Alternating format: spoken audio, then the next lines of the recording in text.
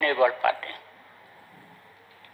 गुरु महाराज के पास रहता था, बहुत पहले की बात है, करीब 40 साल पहले की बात है। 40 साल नहीं तो 35-36 साल तो हुआ ही होगा। गुरु महाराज हमको भेजे थे इधर छत्तीसगढ़ में। मैं ट्रेन से उतरा रायपुर से, तो रायपुर से जाना था थोड़ी दूर, वहीं कॉलोनी में एक संगी थे, उनके यहाँ रुकना था। तो जब उसी ट्रेन में एक आदमी मिला तो बोला जय गुरुदेव। उस समय पर गुलाबी पगड़ी बांधता था, पहचान में उसके आ गया। गुलाबी पगड़ी जय गुरुदेव वाले बांधते थे, गुरु महाराज ने बंधवाया था। तो आप समझो कि जय गुरुदेव बोला और उसके बाद खुश हुआ बहुत, और फिर हमारे साथ धीरे धीरे चलता रहा। पूछा कहाँ जाओगे आप? बताया यहाँ जाएंगे। थोड़ी दूर था, ज़्यादा दूर नहीं था। तो सोचा होगा उसने साथ में चलेंगे फिर चले जाएंगे, गांव का उधर का रहने वाला था। तो बताने लगा, कहा कि मैंने तो खूब बाबा जी ने जैसा बताया था उस तरह से भजन किया, लेकिन हम पागल हो गए। आवाज़ हमको इस तरह सुनाई पड़ी कि वो आवाज़ खत्म ही नहीं हो रही थी, और मैं इधर उधर के ऐसे उसी आवाज़ में, आवाज़ की वजह से हरकतें करने लग गया। परेशान रहा, खुद भी परेशान था। तो हमारी वजह से लोग, हमारे घर वाले परेशान हुए। तो फिर ले गए हमको, उन्होंने करंट लगवा दिया। करंट लगवा दिया तो समझ लो कि करंट लगवा दिया तो फिर हम ठीक तो हुए, लेकिन फिर हमने उसको छोड़ दिया। तो हम सोचने लगे कि ऐसा हुआ क्यों। फिर हमने उससे पूछा कि भाई तुमने नामदान लिया? हाँ लिया नामदान। तो फिर पूछा, कहा कि ये बताओ कि तुमने समझ लो कि नामदान लिया तो क्या क्या नाम जानते हो तुम? नाम सब बता दिया और रूप सब बता दिया। कहा सुमिरन करते हो? हाँ सुमिरन करते हैं। ध्यान भी लगाते हो? ध्यान भी लगाता हूँ। भजन भी करते हो? भजन भी करता। भजन में ही तो मैं पागल हो गया, सुनाई पड़ा जब। तो अभी करते हो? तो कहा नहीं अभी तो नहीं करता हूँ, आपको बताया तो अब बंद कर दिया, पहले तो खूब किया। तो हमने कहा कि तुमने नामदान कहाँ लिया?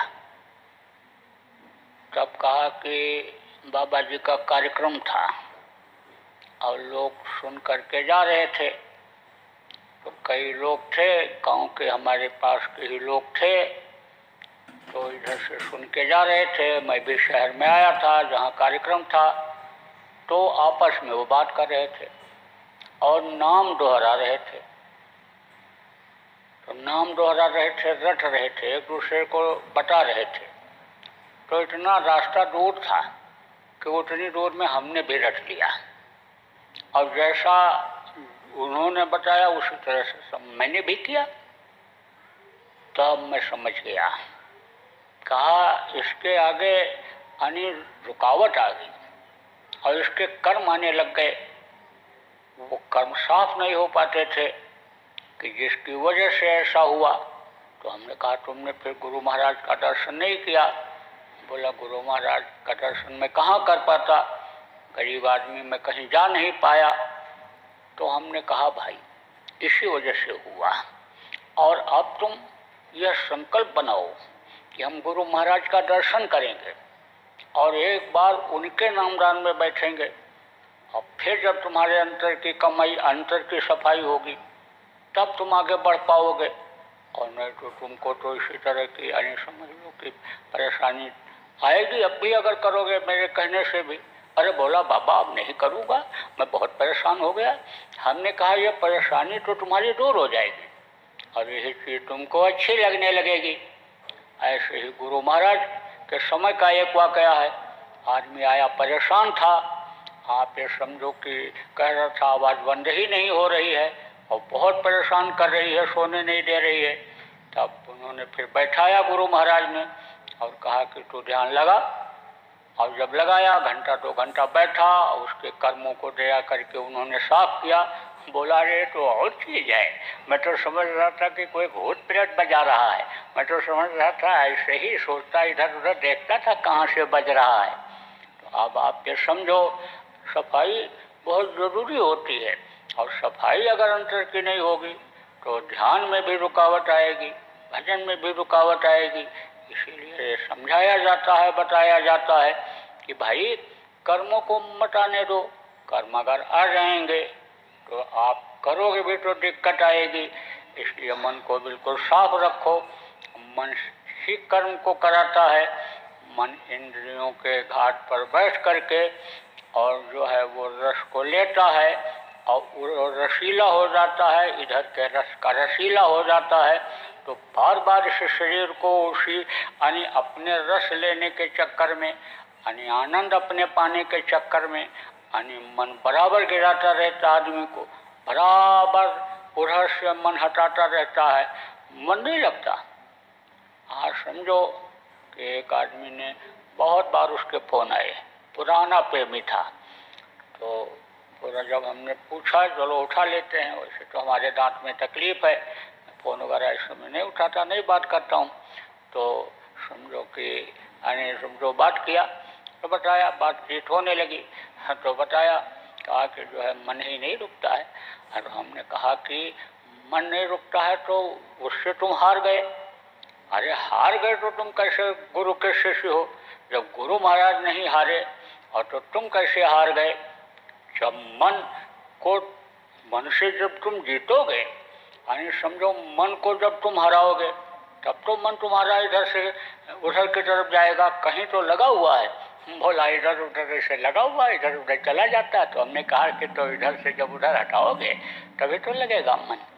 और मन यानी समझो कि यानी मरता तब है कि जब यानी शब्द इसको पकड़ में आता है, और तब ये जब ये आगे बढ़ता है यानी समझो कि तब सूरत को भी जीवात्मा को भी अपनी ताकत का पता चलता है। अभी तो ये अंधेरे में पड़ी हुई है, अभी तो ऊपर का नज़ारा इसको दिखाई नहीं पड़ रहा है, ऊपर की ताकत का ये अनुभव नहीं कर पा रही है। और जब ये आगे बढ़ेगी और शब्द की बराबर यानी अमृत के बराबर बरसात जो हो रही है, उस अमृत को जब ये इससे निकलेगी और उसको जब ये पिएगी, जैसे मैंने बताया कि यहाँ उतरते उतरते यहाँ पहुँचते पहुँचते उसकी धार बहुत पतली हो गई, अमृत के यानी धार खुराक धार बहुत पतली हो गई और शब्द भी बहुत कमज़ोर पड़ गया। लेकिन इसके ऊपर में जो जब निकलती है तो आप ये समझो कि उसमें बहुत यानी समझ लो कि तेज आवाज़ हो जाती है। जैसे आप देखो कि रेडियो स्टेशन से आवाज़ होती रहती है, यानी समझो पूरे वायुमंडल में आवाज़ फैली रहती है, और आप कहीं गांव में रहते हो और वहाँ पर आवाज़ वो कम पहुँचती है और आप अपना रेडियो वहाँ खोलते हो तो बहुत हल्का पकड़ता है। ऐसे जब वहाँ नज़दीक में धीरे धीरे जाने लगते हो तो वही आवाज़ बहुत तेज़ हो जाती है, बहुत तेज़ सुनाई पड़ने लगती है, पूरा साफ सुनाई पड़ने लगता। ऐसे ही ये ऊपर जब निकलती है तब ये बलवान होती है, और ये तब यानी समझो उसके साथ मन लगा हुआ है जो हमेशा त्रिकुटी तक रहता है। तो जब वहाँ तक रहता है और ये लगा हुआ है तो यानी मन भी उसी तरह से यानी खुराक इसको उधर का मिलने लगता है। जब तक इस शरीर के अंदर यह मन रहता है, यह समझो कि पिंडी मन कहलाता है, और जब ये ऊपर जाता है तो ये अंडी मन हो जाता है, और जब ये और ऊपर जाता है तो यह ब्रह्मांडी मन हो जाता है, और ब्रह्मांडी मन ये वहीं खत्म हो जाता है। जब यह ब्रह्मांड में पहुंचता है, यह ब्रह्मस्थान त्रिकुटी पर पहुंचता है तो बस वहीं पर यह खत्म हो जाता है। और वहाँ से जो 10वां द्वार से धार इधर उतर रही है ये फैल करके, बस उसी को ये पकड़ती है, बस ये जीवात्मा निकल जाती है, सतलोक पहुँच जाती है। तो अब आपको इस बात को समझना चाहिए कि अंडी मन, पिंडी मन और ब्रह्मांडी मन ये तीन ये हैं, तीन लोक हैं। आप ये समझो जिसको पाताल लोक कहा गया, जिसको देखते नहीं हो लेकिन कल्पना किया लोगों ने, कहा कि भाई इसके नीचे भी कुछ है, खोदो तो कुछ न कुछ मिलता ही है। ऐसे समुद्र में यानी समझो कि गोता लगाते हैं और था नहीं मिलता है तो कहते कोई चीज़ जरूर है नीचे। आप ये समझो बहुत से पहाड़ों पर यानी समझो तालाब मिलते हैं आपको, आप समझो यहाँ भी आपको तालाब नीचे मिलता है खोदो तो, और आप ये समझो कि जमीन के अंदर भी आप ये समझो कि खोदते खोदते वहाँ भी यानी जमीन यानी समुद्र के अंदर भी यानी जब ठाह लगाते हैं तो वहाँ भी जमीन मिल जाती है।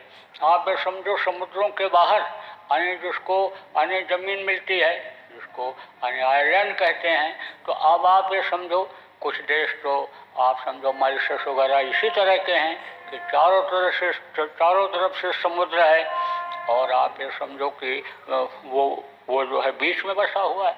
इंडोनेशिया में देखो किनारे किनारे समुद्र है। तो ऐसे ही यानी समझो कि लोगों ने एक अंदाज़ा लगाया कि यानी यहाँ पर इसके नीचे भी है, तो लोग तो है, उसको पाताल लोक कहते हैं, पाताल लोक उसको कहते हैं। ये धरती पर जो लोग रहते हैं उस लोक को मृत्यु लोक कहते हैं। और ये जो नीचे तलहटी में होता जाता है, तलहटी होती जाती है, उसको पाताल लोक कहते हैं। जैसे भारत में ही देखो, इधर आपके यानी आपके इधर आप चले जाओ नैनीताल की तरफ उत्तराखंड में, या आप चले जाओ हिमाचल प्रदेश में, उधर आप चले जाओ शिमला में चले जाओ हिमाचल प्रदेश में, उधर आप चले जाओ यानी समझ लो कि धर्मशाला चले जाओ, कांगड़ा चले जाओ, तो वो ऊंचाई पर है। और उसके बाद ऐसे धीरे धीरे ऐसे जमीन चली आई है और ये यहाँ है और इधर इधर समुद्र है, ऐसे ये नीचा होता चला गया है। ऐसे ही यानी जहाँ तक ये धरती मिलती है जिसको यानी समझ लो कि ये कहा गया मृत्यु लोक, जहाँ पर आदमी पैदा होता है मरता है, वो यानी समझो कि यह मृत्यु लोक कहलाता है, मृत्यु लोक कहलाता है। इसमें भी देखो अलग अलग रंग रूप के लोग होते हैं, पहाड़ों के लोग गोरे होते हैं, समुद्र के किनारे के लोगों का यानी बदन काला होता है, रंग में भी फर्क है, बनावट में भी फर्क है। आप ये समझो ऐसे ही दूसरे देशों के लोगों में भी बनावट में फर्क है, रंग में फर्क है, सब जगह के लोग एक जैसे नहीं होते हैं। ऐसे यानी समझो कि पाताल लोक में भी लोक हैं, उसमें भी रसातल जो है वो सबसे यानी समझो कि नीचे की तरफ है।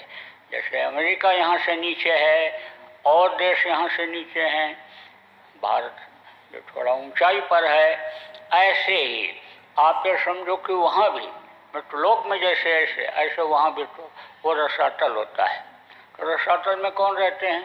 दैत्य रहते हैं, राक्षस जिनको कहते हो। राक्षस किनको कहते हैं? जिनका खाना पीना मनुष्य जैसा नहीं, जिनका व्यवहार मनुष्य जैसा नहीं, काम तो वो भी यही करते हैं, खा करके पेट को भरते हैं और बच्चा भी पैदा करते हैं। जैसे देवी और देवता भी खा करके पेट भरते हैं और दृष्टि भोग करके और वो बच्चा पैदा करते हैं। ऐसे ही यानी समझो वो भी करते हैं, लेकिन उनका रहन सहन खान पीन और विचार व्यवहार अलग है, तो उनको राक्षस कहा गया। तो जब कहते हैं ना कि श्राप दे देंगे, ऋषि मुनि श्राप देते थे, संत महात्मा श्राप नहीं देते हैं, दयालु होते हैं, दया सिंधु जी उनको कहा गया। वे समझते हैं कि क्षमा बड़न को चाहिए, छोटन को उत्पात। आप ये समझो कि क्षमा करते हैं। जब बार बार कहने पर नहीं मानता है, तो जैसे कोई कुशल यानी प्रशासक हो या कोई कुशल मुखिया हो या बाप हो, तो प्रशासक जो होता है वो सजा बोल देता है कि ये नहीं मानते हैं। तो आप देखो इस समय जो उल्लंघन कर रहे हैं किसका, लॉकडाउन का या इमरजेंसी में जो यानी कोरोना रोग से बचाने के लिए यानी ये जो उपाय किए हैं उसमें कोई निकल पड़ता है तो उसको उठाते बैठाते हैं, मुर्गा बनाते हैं, चलाते हैं, नहीं कुछ होता है तो यही दिखाते हैं हम जनद्रोही हैं, देशद्रोही हैं, हम इस तरह से यानी अपमानित करते हैं। आप देखो घर से बच्चे को यानी समझ लो कि निकाल देता है बाप जब गलती करता है। ऐसे ही संत उधर से नज़र हटा देते हैं। जब नज़र हटा देते हैं तो कहा गया ना कि कुर बचा लोगे जिसको वो बच जाएगा, फेर लोगे नज़र तो वो फंस जाएगा, तो वो फंस ही जाता है। जब काना गुरु माथे से उतरे शब्द बिलु ना हो और ताको काल घसीटी है बचा, उसको कोई बचा नहीं पाता है। तब उसको काल के देश में रहता है तो काल उसकी रगड़ाई करता है, उसकी धुलाई करता है। नहीं तो ऐसे तो जो संत होते हैं, महात्मा होते हैं, वो अन्य समझो कि दयालु ही होते हैं, दया करते ही करते हैं। तो आप ये समझो कि आप अन्य समझो कि प्रेमियों कि संत अन्य सदगुरु जब मिलते हैं और दया करते हैं, तब जो है आगे बात बढ़ती है। तो जो वो नीचे के लोग होते हैं, यानी वहाँ जो लोग होते हैं, यानी समझ लो कि उनको राक्षस कहा गया। तो ऋषि मुनि जो अन्य होते थे वो श्राप दे देते थे, उनकी पहुंच ऊपर तक की नहीं होती है, तो श्राप दे देते थे। तो कहते थे न कि रसातल चले जाओ, रसातल में जाओ, यानी राक्षस योनि में चले जाओ। जब उनका श्राप लगता था तो उस योनि में मनुष्य जाता था, मरता था। जब श्रापित हो जाता था तब तो आप समझो रसातल, पाताल लोक और ये लोक। रसातल में वो लोग जैसे लोक में आप समझो अलग अलग देश हैं, ऊपर नीचे ये है, ऐसे ही यानी पाताल लोक। और ये समझो कि देवलोक, देवलोक में कौन आता है? ये जो देवी देवताओं के लोक हैं, 33 करोड़ दुर्गा, 10 करोड़ शंभु बैराट के साथ उन्होंने बनाया था शुरू में, तो वो लोग हैं। 3 लोग ऊपर के बताए गए, 3 लोग वो कौन है? वो समझो कि ये देवलोक है, स्वर्गलोक है, वैकुंठ लोक है। देवलोक में ये ब्रह्मा और विष्णु महेश यानी ये आते हैं। और समझो कि ये नीचे के जो हैं, ये इनके जो गण हैं और इनके जो 33 करोड़ वाले हैं, ये देवलोक में आते हैं और ये लोग स्वर्ग वैकुंठ में आते हैं। अब इन सबके, और ये मृतलोक है, नीचे का भी एक ज्ञान है, उनको तो सब ज्ञान है। आप ये समझो कि स्वर्ग वैकुंठ वाले, आप ये समझो कि त्रिकुटी में रहने वालों को नहीं देख सकते हैं। आप समझो कि वो सहस्रदल कमल वालों को नहीं देख सकते हैं, लेकिन वो तो देखते हैं, उनको तो पूरी जानकारी इधर की है। तो 3 उधर बताए गए। त्रिलोकीनाथ किसको कहा गया? तीनों लोगों को जो जानता है, तीनों लोगों का जो विस्तार किया है, तीनों लोगों का जो पालन करता है, उसको त्रिकुटी, उसको त्रिलोकीनाथ कहते हैं। वो कौन है? निरंजन भगवान जिनको कहा गया, ईश्वर खुदा जिनको कहा गया, यानी समझो कि वो हैं। तो अब आप ये समझो कि ये जानकारी कब होती है कि जब सूरत शब्द को पकड़ करके और ऊपर की तरफ जाती है। कहा जब तक न देखूं अपने नैना, तब तक मैं कैसे मानूं दूसरे की बैना। तो ये जब अपने नैनों से देखोगे, अंदर की आंख से देखोगे, तब आपको विश्वास हो जाएगा। और जब तक आप नहीं देखोगे तब तक आपका विश्वास डगमगाता रहेगा, क्योंकि सुनते तो बहुत लोग हो, लेकिन यानी कुछ समझते हो, कुछ सुन करके जैसे एक आदत बनी हुई है। रामायण सुनने रोज जाते हैं, गीता रोज सुनते हैं, यानी महाभारत रोज सुनते हैं, लेकिन बस सुनना ही रहता है, अमल नहीं हो पाता है, कर नहीं पाते हैं। कुछ का तो ऐसे ही हो जाता है, लेकिन जो बातों को पकड़ लेते हैं, ढूंढते हैं और जो उसके अनुसार चलते हैं, उनका सब काम बन जाता है। कर्म करना पड़ता है, का सकल पदार्थ है जग माही, और कर्महीन नर पावत नहीं। सब कुछ इसी दुनिया में, संसार में है, सब कुछ इसी मनुष्य शरीर में है। जो कुछ आदमी को मिलता है इस शरीर के रहते रहते मिलता है। शरीर छूटने के बाद कुछ नहीं मिलता। शरीर छूटने के बाद न तो किसी को देवी देवताओं का दर्शन हुआ, न स्वर्ग वैकुंठ का आनंद मिला, न तो कोई अनहद वेद वाणी सुना, न कोई भगवान का दर्शन कर पाया, न अपने घर जा पाया। शरीर छूटने के बाद तो कर्मों की सजा मिलने लगती है। अब आप ये समझो कि आदमी को सजा कर मिलने लग जाए तो वो भी एक चेतावनी समझना चाहिए कि हमसे गलती बन रही है, कि जिसकी वजह से कुदरत हमको ये सजा दे रही है। अब गलती हम न करें कि जिससे फिर न वो दोहरावे सजा देने लग जाए। अब ये समझ लो कि वो होशियार कर रही है। तो इस समय पर प्रेमियों, ये जो कोरोना रोग फैला हुआ है, ये क्या है? ये चेतावनी है, कुदरत की चेतावनी है कि गलती करोगे तो तुमको सजा मिलेगी, दूसरे का हक छीनोगे तो तुमको सजा मिलेगी। आप ये समझो कि दूसरे का भोजन खाओगे तो तुमको सजा मिलेगी। और ये मनुष्य मंदिर जो पूजा उपासना इबादत प्रार्थना के लिए मिला, यानी इससे अगर गुनाह करोगे तो सजा मिलेगी। इसको गंदा करोगे, ये जो मानव मंदिर है, ये जो मानव इंसानी मस्जिद है, ये जो पूजा का घर गिरजाघर है, ग्रंथ का पाठ करने का यह जगह है, यानी समझ लो जिसको गुरुद्वारा कहा गया, जिस द्वारे से इस अंदर के दरवाजे से गुरुओं का दर्शन होता है, इसको अगर गंदा करोगे तो सजा मिलेगी। अब गंदा कैसे करते हो? जैसे मैंने शुरू में बताया कि जहाँ जो जैसे पैदा